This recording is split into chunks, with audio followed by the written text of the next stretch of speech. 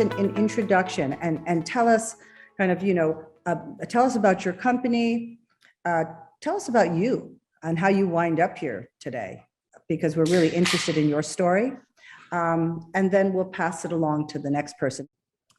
Hello, everybody. My name is Mati Bonetti. I am based in Newcastle, Delaware. I am a partner with a company called Atelier Fine Arts Services.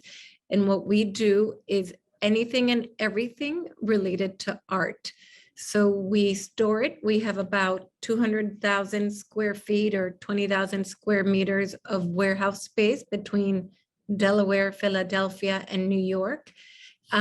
We do crating, we do installation, we do transport. So it's a lot of operations and logistics and warehouse management. And I will share my screen so that I can show you what we do. Mati, your background that brings you to this place, what is that?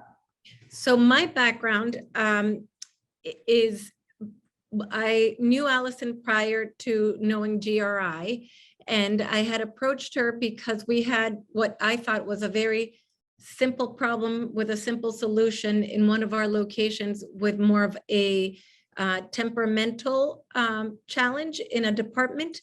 And as we started unveiling the department, we started realizing there were, it wasn't one person and it wasn't one department, and we needed more help. And so she introduced us to GRI because as a sort of a small, large company, and I'll give you a little bit of our history, but as a small, large company, we didn't have an HR team.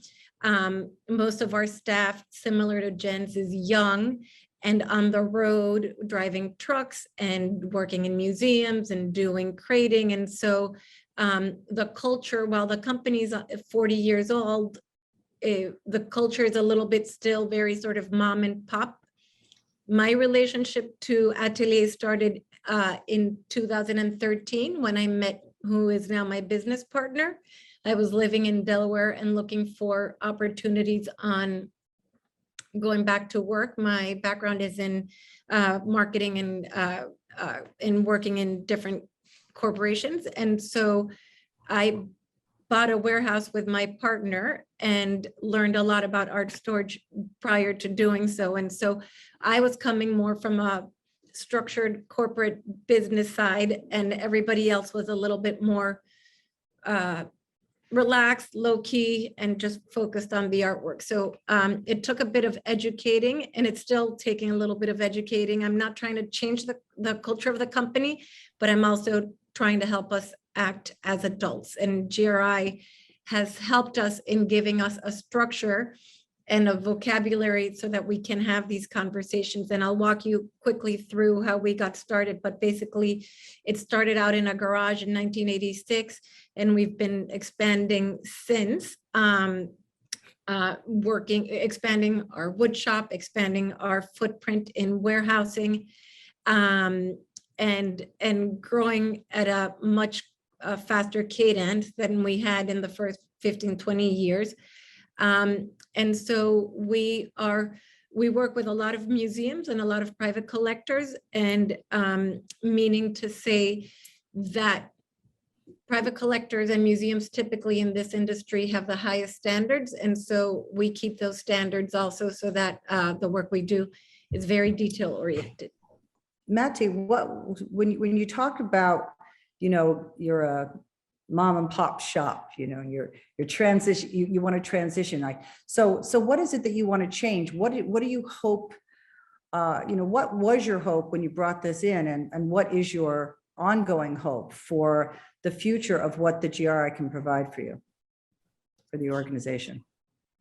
One of the hopes and goals for GRI is for us to have a common language to be able to assess our different teams and our different employees using the same tools and the same language and the same format.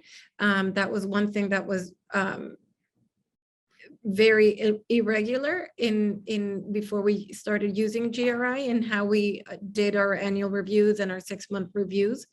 And so that has been very helpful. And also, I know that instinctively when we hire people, we know what their personalities like, especially in this industry, because we need everybody to be careful and data driven.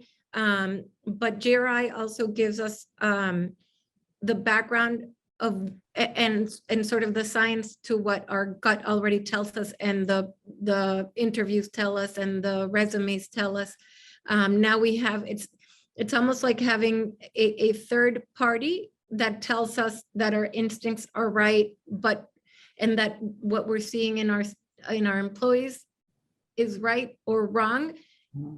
And it gives us a tool to be able to use it without making it personal at work, if that makes sense. Yeah, makes a lot of sense.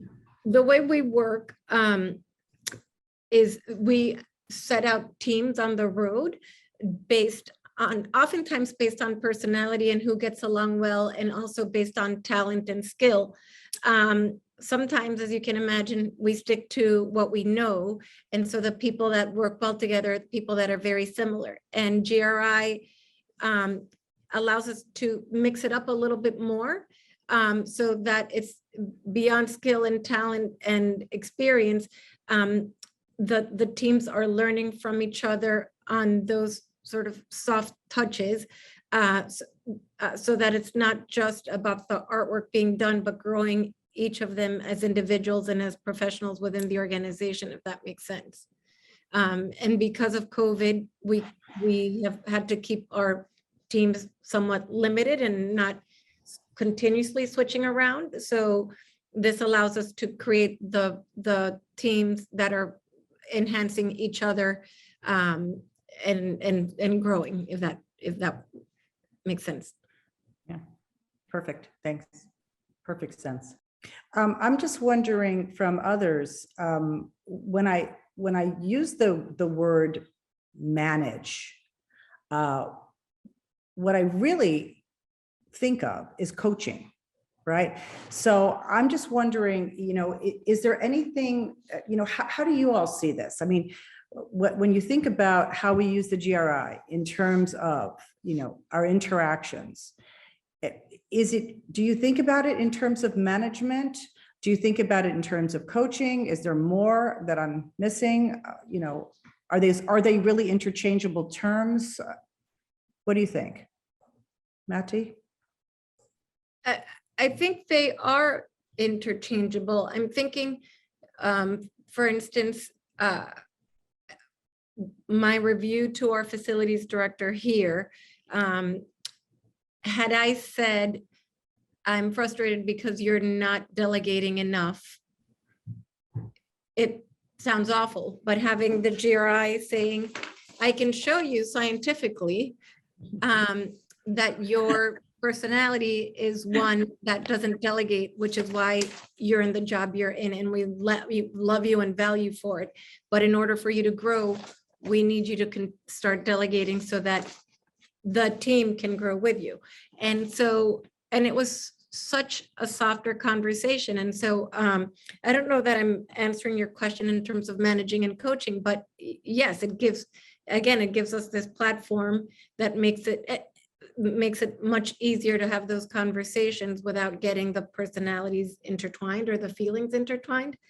The other thing that it does, by knowing what moves people and what validates them, it's like this secret little weapon, even though it's open and they know what moves them. But when I even as I approach my business partner and I start thinking of what I need from him, I have this secret weapon that's not a secret at all, but I can direct him and direct the outcome a little bit more easily, knowing how to handle him. And I've known him for 10 years, and but it can solve a lot of problems.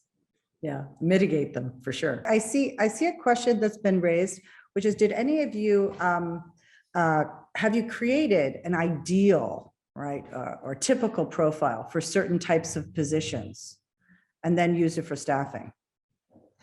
Have you done that, Jen? Oh, Mati, I'm sorry, please. I can speak to this. Well, before we had GRI, we were interviewing for a position. And on paper, we were very clear about what we needed. I didn't think that the person translated in person to what we needed and were asking of this position. But it was purely gut and instinct, and we didn't have GRI, and it turned out to be a little bit of a disaster. But we didn't have that tool to assess her by, and we've paid the consequences. So Christina asks, what was the situation in your business that triggered, saying, the pain points are high enough for me to go through this, for me to, spend the time, the money, and the energy to bring in a system like this. Mati, what about you? Well, as I alluded to earlier, we thought it was one person in one department in one location. And because of this mom and pop type of business, there is very little structure to how senior management meets and what those meetings are and what is the agenda and what are the goals and the follow-up. And so GRI, even beyond GRI, going into GRI so that we can all sit at the table and look at it and understand it, has created a lot more structure to the company and a lot more communication that came about as a side benefit of just one conversation, two conversations, and now this routine. And so it's been really useful.